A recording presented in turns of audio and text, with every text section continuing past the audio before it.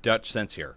11:01 p.m. Central Time on Friday, August 21st, 2015. Getting ready to go into August 22nd on Saturday.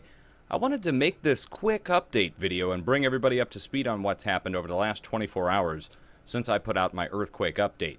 We first saw an additional new deep earthquake south of Fiji, registering at 5.2 magnitude. You can see it raised here high off the globe.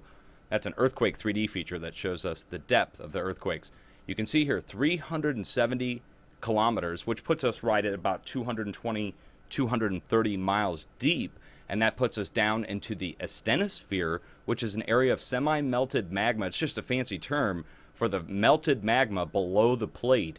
And anytime we see deep earthquakes, that's normally followed by shallow earthquakes in adjacent areas, either north or south of the area that moves at a deep level. And you can imagine this being upwelling pressure from down below that displaces the plate above. And so then neighboring regions are the areas that move larger and at a shallow level after we see this deep earthquake movement, such as we see here southeast of Fiji. Now, also, yesterday, there was an additional deep earthquake. Let's just take this down to yesterday's earthquakes. And you can see it here up west of Japan. And the last time we saw deep movement west of Japan, there was a follow-up earthquake near Nepal that was very large, about 2 magnitudes higher than the deep earthquake that we saw near Japan. Now, I hope I'm wrong on this, but we do need to watch over the next several days in the adjacent areas to this deep earthquake. Up here, that puts us west into Nepal, right along the Himalayan range, and it puts us south near Taiwan. And I issued a warning on that over on my Facebook page, and that's enough on the international forecast. We'll be doing another one of those in the next several days. Now, last 24 hours, take a look at it, guys. Do you notice anything in the United States missing? We're looking at everything 2.5 and greater in the U.S., and there's only one single earthquake.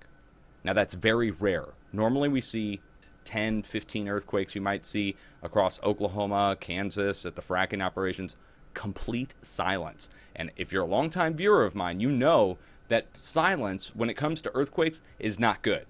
Normally you see a steady movement, and that's what you want to see.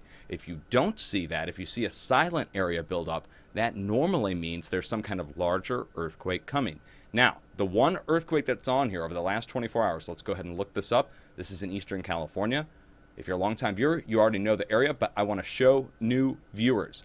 It's important for you to know that the only earthquake that struck in the last 24 hours in the United States, let's just go ahead and pull that up and show you.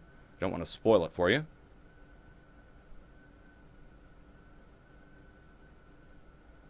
And these are the coordinates from the USGS. So we'll let this load up. And we'll let the overall image of the area load up. And this brings us right in on Mammoth Lakes and the Mono Lake supervolcano caldera in eastern California. Here's Mono Lake, here's Mammoth Lakes, Mammoth Mountain. But that's not the only volcano. If you go further south, we have several right here. Let's just zoom in on this. Crater Mountain. You can see the old lava flow here and the old cone crater. We'll let that load a little bit more.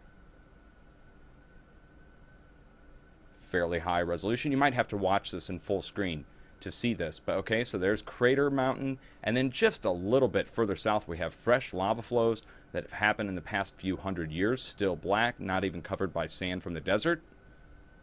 And I don't see a name attached to those, but it's just west of Aberdeen, and here's another lava flow here, part of an old butte, going further south down to black rock, and we have some more cones over here to the east.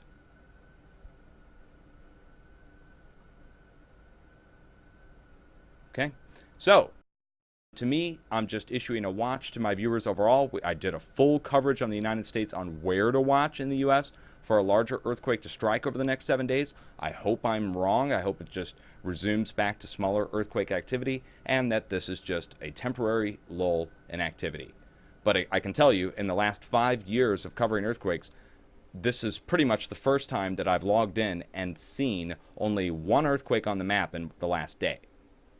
I can't remember the last time I've seen so few earthquakes in the United States above 2.5. You get below that, 2.5 level, you start getting down to that 1.0 range. You got explosions, you've got quarry blasts, you've got geothermal operations that put off small movement, but nothing over 2.5, which again leads me to issue the watch. Again, for the West Coast, go watch my earthquake update video. I talked about it in depth as to areas where to watch along the West Coast.